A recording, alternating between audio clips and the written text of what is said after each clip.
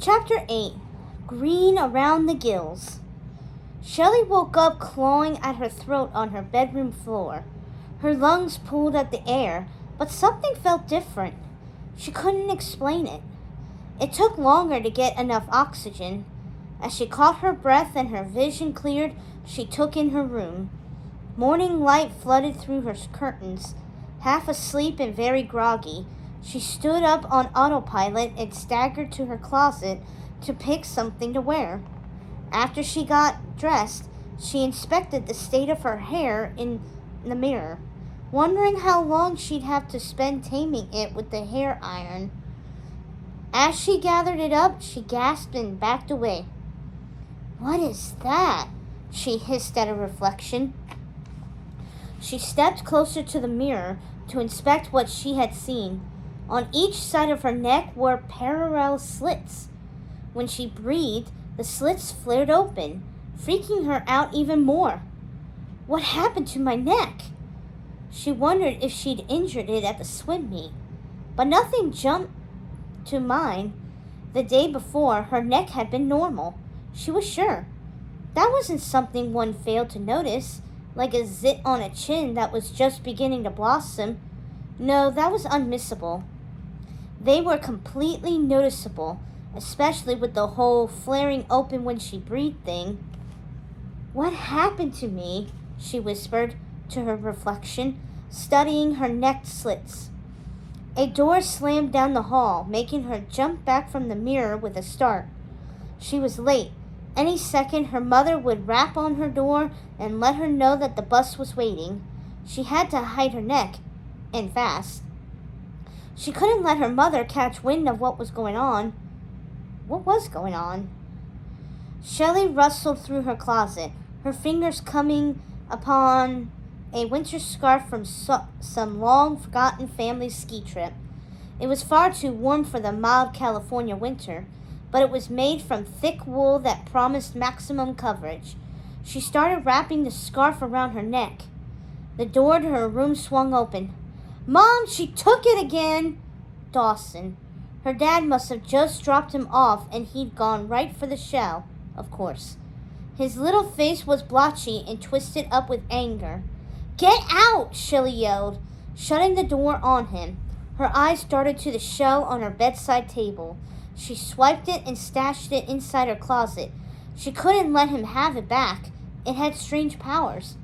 Plus, she owed the sea witch a favor, and she needed the shell to fulfill the deal. But Dawson had blocked the door with his foot. "You're not allowed in my room," Shelley said. With one hand, she tried to cram the door shut while desperately attempting to finish wrapping the scarf around her neck with her other hand. Luckily, Dawson was so focused on getting through the door that he didn't seem to notice Shelley's neck. At least, she hoped he didn't. Suddenly, the click-clack of her mother's high heels sounded. They hit the hall carpet and quieted, which meant her mother was coming closer. "What now?" her mother said when she reached Shelley's room. "Open the door, please." Reluctantly, Shelley stepped away from the door. Dawson was pushing on it so hard that as soon as she released it, the door flew open. He staggered into her room and fell flat on his face. Her mother followed him in, surveying the room. When she saw Dawson pounding on the floor, she helped him up and looked hard at Shelley. "What in the world is going on with you two?" her mother asked.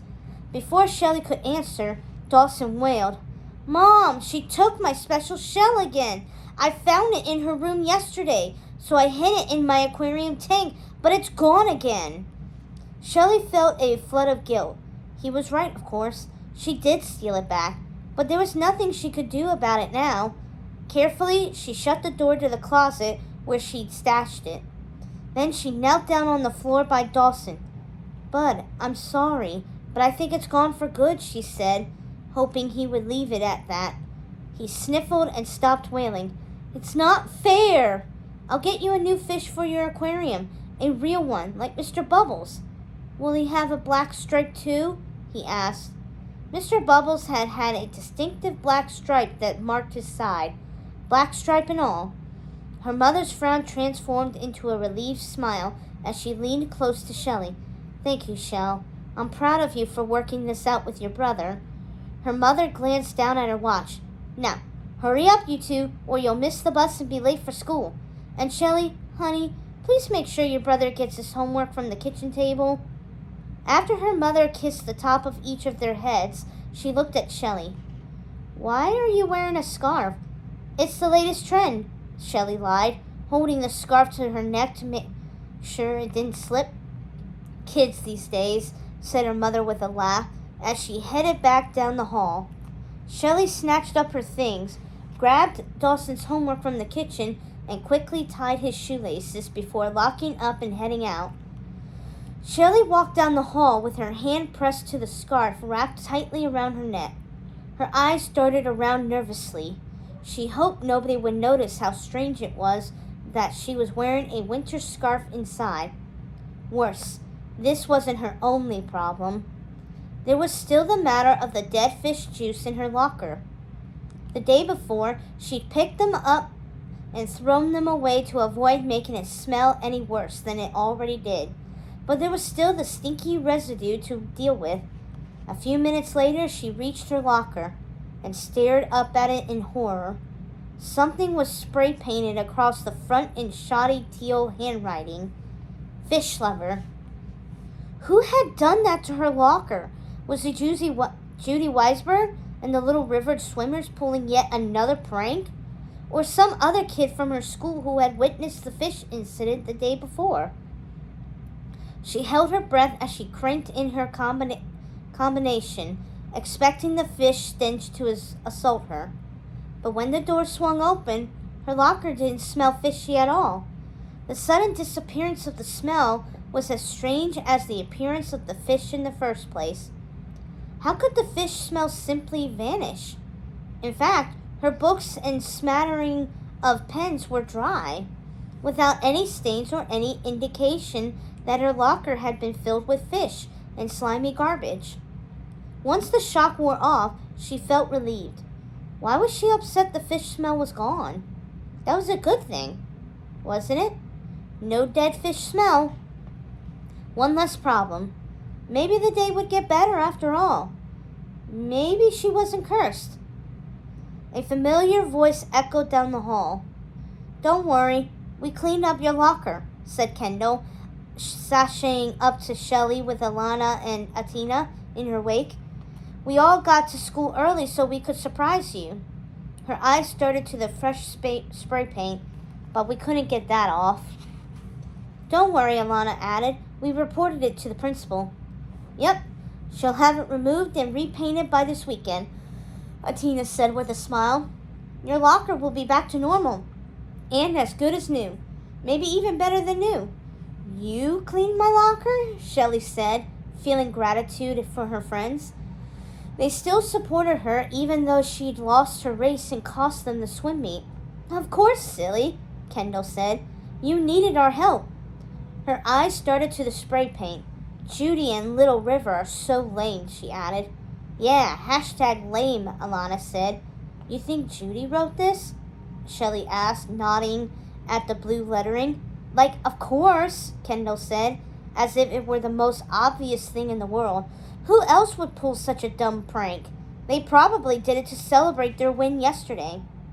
Right, of course, Shelley said, shifting her weight from one foot to the other and resting a hand on her scarf. She couldn't let them see her neck. She didn't need more problems. But you know what this means, right? Kendall asked. What does it mean? Shelley asked. Kendall made a face. Even more reason for payback next race. The twins giggled. #payback, said Atina.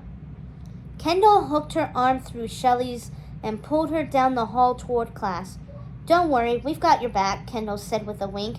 We'll handle it for you. Oh, an odd choice for the scarf, but I don't hate it, right, girls?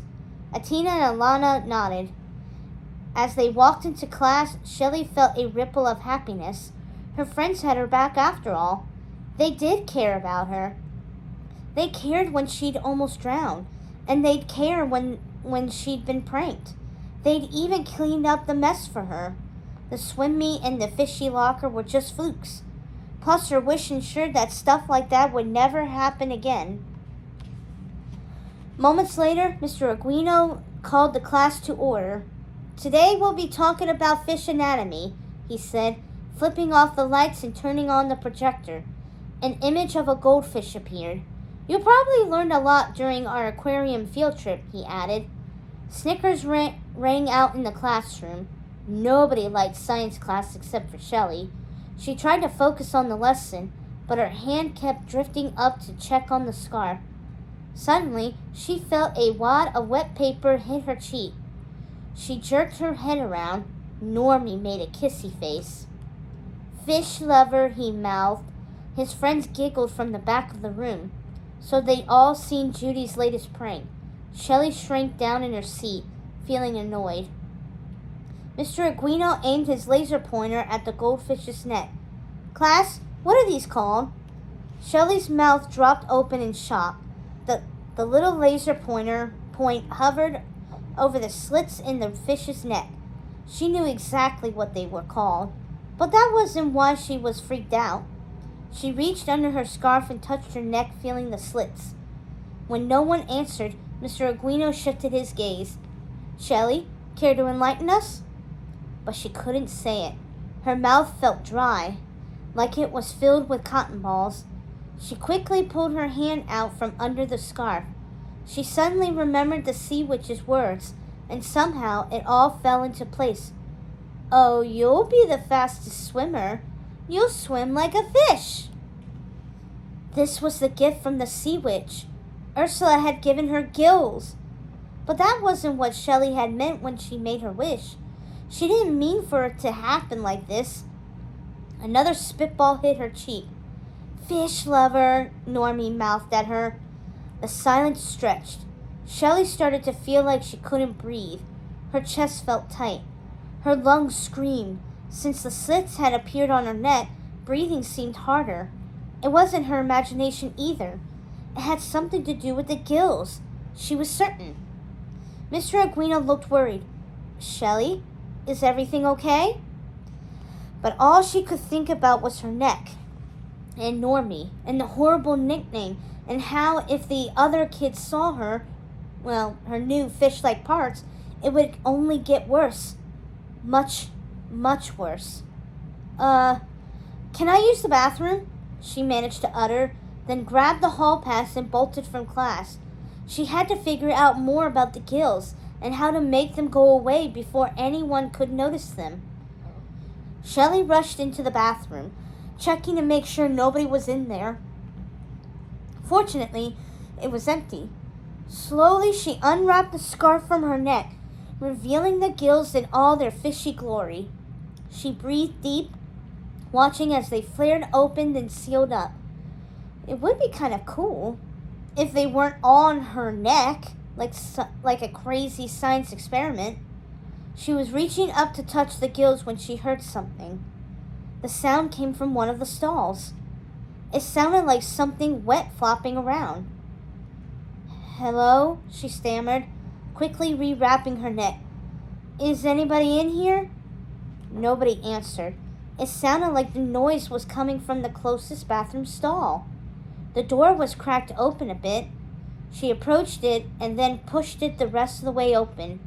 The strange noise was definitely coming from inside the toilet bowl. She held her breath and peered into it. Then she gasped. A goldfish floated perfectly still inside the toilet bowl. She couldn't be sure, but the fish looked an awful lot like Mr. Bubbles. So then, how was he here? She recognized the black stripe down its side. It was definitely Mr. Bubbles. She leaned closer, trying to inspect the fish. On second thought, it probably wasn't Mr. Bubbles.